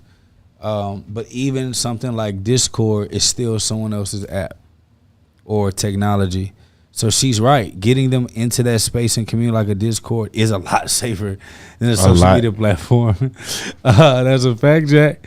But then you also want to get the email and the number, because when they look for you, you're not doing 8 sprays. That's why. Nah. When they come looking for you, like she said, you can let people know. Like, I'll give you an example. Our texting went down because community lost their mind with what they charging. And we just weren't going to pay what they said they was going to pay, our text group. But what we also saw was a drop in engagement on our platforms, because we no longer could text our group to let them know when we were going live. And so when we can't text them to let them know when we're going live, guess what that does, y'all? That hinders our ability to get information out and disseminate it, because everyone doesn't check their email list. So getting those text stuff together, as well as your email list, is absolutely critical and important for the success and the sustainability of your business, because everything can go dark. But if you got like us, 50, 60,000 people on the email list, we can literally send an email to the email list and let them know where to find us, and they'll come to check us out and see what's going on. So, yep. For sure. Databases. Don't get caught up in the followers. Touche.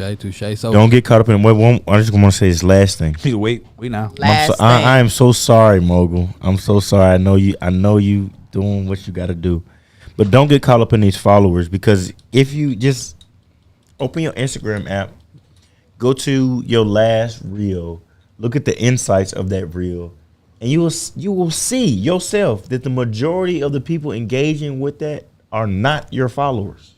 Everybody ain't your friend. Everybody ain't your Your partner. partner. I always say, like, look at what you would do too. Yes. Like, how You- many you people tell do you us that. follow, and how many Like, people would do you you like buy that? from? Would you watch that? I'd be like, no, you're right. I wouldn't. Exactly. What we got, Mogul? all right, our next one is backend.io. Smash or pass. Oh, Smash. I'm smashing. Hello. I put my hands down with PG, but I'm smashing. Thank you. Yeah. What do you mean? Yeah, we smashing for sure. Yeah. So for those of you who don't know what backend.io is, it's a all-inclusive solution to your website, funnel, organization, CRM needs for your business. It's perfect for the startup business, for the startup entrepreneur, solopreneur, to be able to get on a platform, be able to build a presence online. Not to mention, if you're part of the PBS Dollar Club, you get access to the training on how to implement the system, because we're not just trying to leave you out here by yourself and sell you some hype that you can get this platform and everything gonna change for you. No, we're educating you and giving you the ins and outs of how to maneuver with this technology. And literally with backend.io as of right now of this live and the recording, It's $44 a month to start out. Only for the people in the community, though. Right. That's why they had to go to PBS Dollar Club. That's why I told them first. If they in there, it's $44 a month. If you're not in there, I'm sorry. It's probably $1,000 a month for you. But if you inside the PBS Dollar Club, you can get access to it at $44 a month, as well as a training on how to implement that. Yeah, I teach you on how to create content one time and be able to repurpose it on multiple different platforms. Even if you started the content in video, you can get it in word form. So backend.io is an ultimate smash for me. And if you want more information on it, pbsdollarclub.com, $11 a year. A year.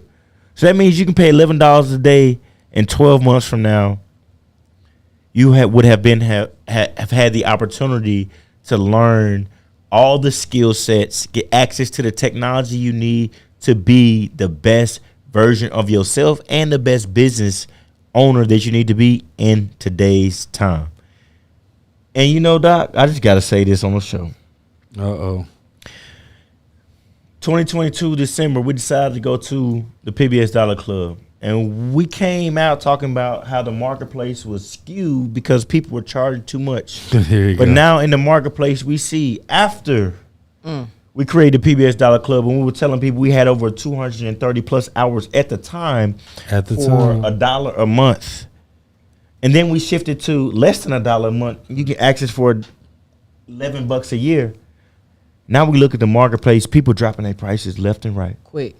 People letting that should let you know that it was overpriced to begin with. Period. It's on like 90% discount. 90%, $37, $27. You know, all these sevens on the back like they was doing in 2008, 2009. When I first got on the internet, I'm seeing a lot of the same stuff come about now. People talking about funnels and upsells and one click. That was 2014. In the PBS Dollar Club, we give you real information that you can apply now in 2023, and we always updating it. So you're not finna get in there and find information from a decade ago. That's not what's happening. We updating it. We're giving you valuable information. It's only $11 a year. Tighten up. Oh, He said it. baby. If y'all are getting extreme value from this podcast, let me see some stuff in the chat. Let me see that y'all excited about the podcast in the chat. If y'all know that this podcast is not one of them podcasts that just give you fluff information just to entertain you, but you're actually getting valuable information, let me see some stuff in the chat. Because it's important for us to know that this is a podcast, not a podcast. Overall goal is to be able to give you stuff that you can actually implement into your life. What's up, Mobley? And our last one would be depending on the social medias that you don't own. Smash, because what do You you said mean? what? Depending on social medias that you don't own.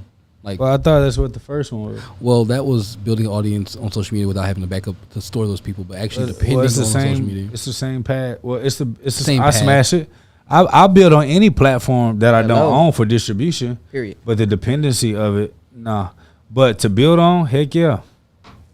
Backend.io.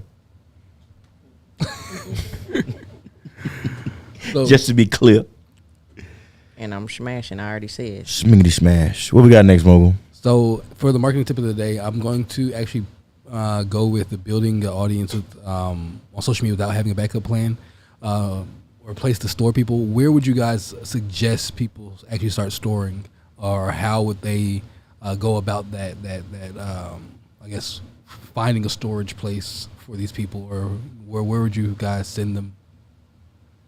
I'm going to be real with you. I'm going to be honest with you. This is what we do.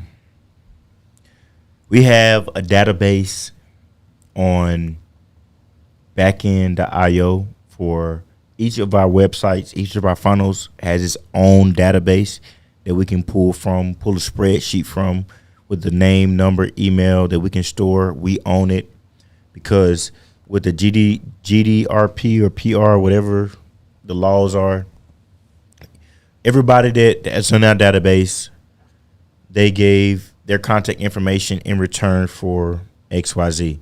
So We have information there, as well as we have a backup prior to the development of backend, and we utilize that as an email autoresponder as well. So I recommend backend.io, and I also recommend downloading or exporting your contacts from your list into a spreadsheet. And when you have that spreadsheet, that's raw data, that's real data, and you can take that, you can upload it for advertising purposes. You can leverage it for is data real time for businesses, for sponsorship deals, or whatever the case may be. Backend.io, and I recommend a backup for that as well, and downloading that and keeping it for yourself. That's what I got. I like it. You I like it a did. lot. Agreed. You did. What we got, Mogul? Next is our back end fail of the Back end fail. Yes, back end fail of the day. So this back end fail is actually a little funny, kind of like the last one. But Tulsa man named Victor Don Juan Molina is in custody for allegedly robbing a Waffle House. Now, I don't know about y'all, but his name sounds like the villain off one of the grandma's old shows from back in the day, right? But anyway, Victor Don Juan Molina, before he robbed the Waffle House, first sat down, ate an entire meal, paid with his card, and also tipped the waitress, right? Then now, we're never going to advise you ever rob anybody. Just don't do it. It's not smart. Don't. But if you decided to, don't be Victor Don Juan Molina. Don't pay with your card all your information and give it to them and then go back and rob them. What next? Dumb. Wah, wah. But now we're gonna go into our last Gave his segment. information and then rob him. And he tipped the lady before robbing her. He's a curse. He must have lost a bet while he was sitting down. Somebody texted him and he lost a bet. They was like, I dare or something. Somebody was trying to kill him. Because I can't make no sense of that just on the regular. And why would you do that at Waffle House? Ain't no money there. Why would you do a Waffle House? Ain't no money that all based on where I'm from, it ain't nothing but fights. That's where I'm from. I can't speak for all Waffle Houses. I believe it's the rest of Waffle Houses allegedly. However, And Waffle House, that's a back end fail. It's cheap. It's cheap. So like The All-Star breakfast like $7. Nah, the All-Star breakfast change every time I go. I get the same exact thing. My total is never the same. It do. does. It do. Especially when you done had a little too much to drink. And at 3 o'clock in the morning. It hits you. Listen, right. it's a perfect spot for after the after hours. Man. And it's always somebody in the back that can make something exclusive for you that's not on the menu. So the point is, don't break the law. But if you one of the people who decide to break the law, don't give up your credit card and contact information to do it. Please. That is a fail. Of immense proportions. Now, on the greatest level. Proportions. so On the greatest level. we're gonna go into what would you do. We're gonna start with Iggy. Okay. This is my first time hearing about an email list. How would you go about actually creating your first one? This is your first time hearing about an email list, and you want to know about what would you do to create your first one? Yeah. Like, where would you specifically go? So the introductory variables are there. Do you have a social media following? Do you have a presence already? Not But really. I got like maybe 1,000 followers altogether, like all social medias together. So based on what niche you're in, I would create an offer. What I mean by offer is create something that people want, an incentive for people to give you their contact information. You have 1,000 people. 1,000 people on your social media is one thing. 1,000 people on your email list is another. Now, granted, you most likely won't get all the 1,000 people who follow you on your email list. If we go on the average, you'll probably get 10 to 15, on a high, 18 to 20% of people who convert on your email list. So if you got 1,000 people following at 10%, that's 100 people.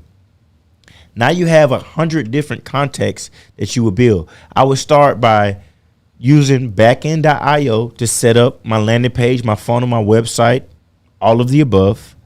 And then I will leverage my social media. Those 1,000 followers should start creating content that spoke to those followers, because I've built them in some type of way, in some type of niche. They follow me for a reason. So I will start giving them content on a consistent basis. Now, consistent means that either every Monday, every Tuesday, every day at 3, some type of consistency, and giving them the call to action to get access to your email list in order to get a PDF, an ebook, something that gives them more information on the content that you're describing online. Starting from 1,000, don't despise small beginnings. 1,000 is anybody that's new to Instagram, new to social media. When they create their account, everybody started 0. So the fact that you've built to 1,000 already is a plus. Now you just need to figure out how to take that and convert them to an email list or a database that you own, and that's done by giving an incentive and offering them more information on what it is, the content that you are distributing on your social media platforms, right? Whether that be a free PDF, a free video, free 10% off, free 20% off, buy one, get one free, whatever it is, some type of incentive that would allow somebody the opportunity to make the decision to give up their contact information, name, email, phone number to you in return for whatever it is that you're giving.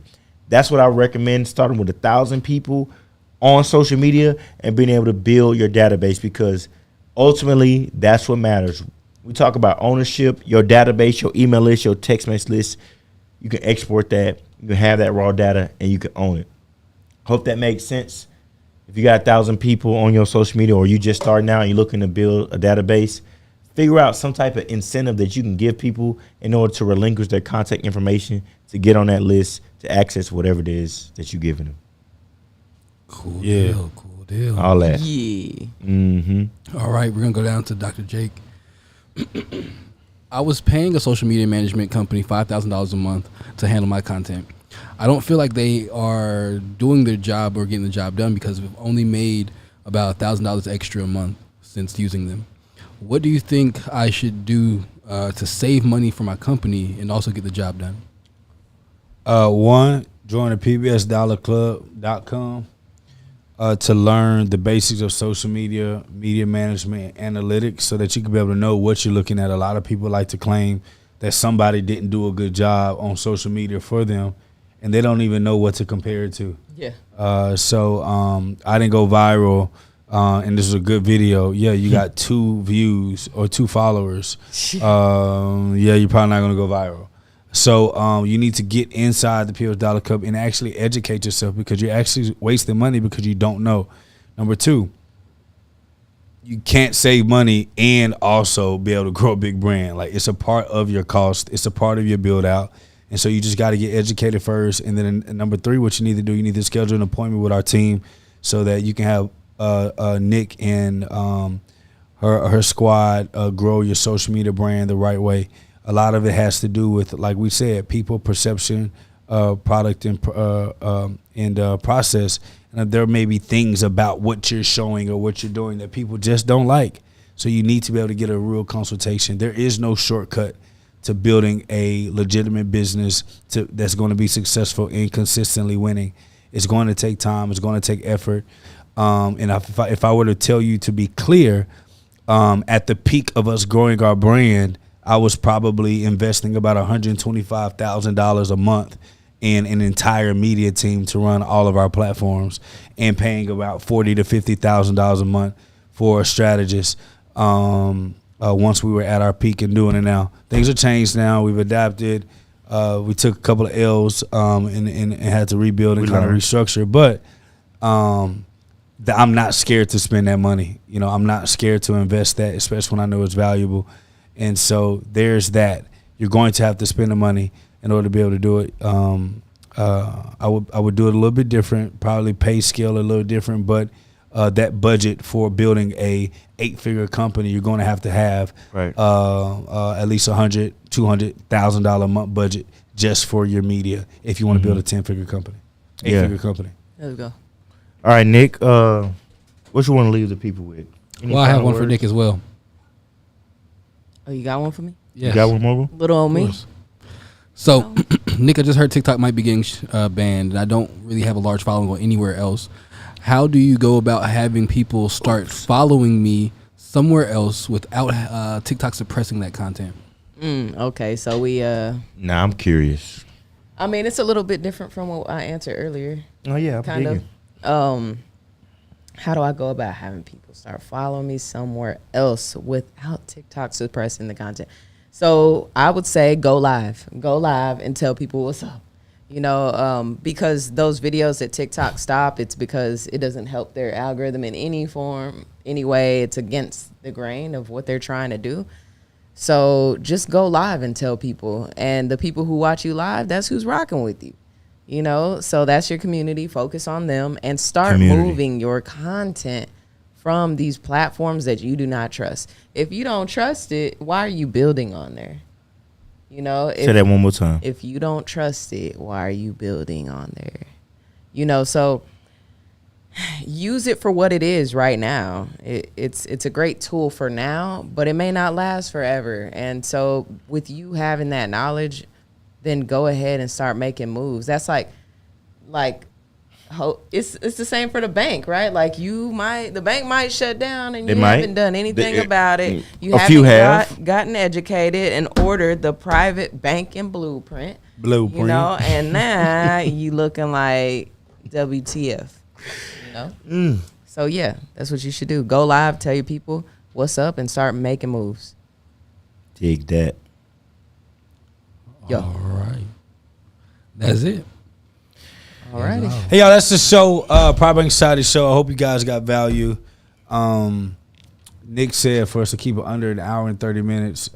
Clearly You went over today. Barely. And you were late.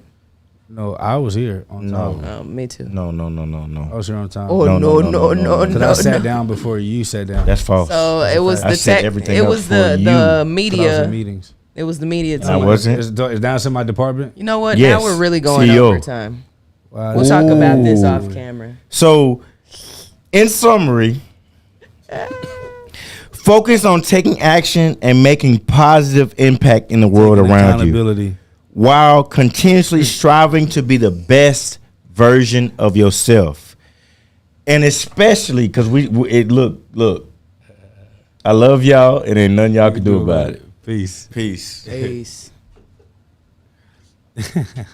They got it, but let's buy some land and build a family. That's a grown-up flex. And see a black man winning and get so upset. This is generational, inspirational, integrative though. On the rise vertically, working like I ain't made it though. This is for my people. Locker room speeches. Listen while I'm teaching. Nails trying like a keys. Stole it like I'm Jesus and brought it back like a re-up. Had to demonstrate the blessing for people who couldn't see it. Now we building assets before we splurge our cash. We was talking about the dream, dog. We heard y'all laugh. Now they talking about the team and I heard y'all last. I could never take the credit, I prefer all cash. Look, laughing at the crib cause I done turned into a bank. Probably turned into a mogul before I turned into a saint. Was just a man on his grind and I turned it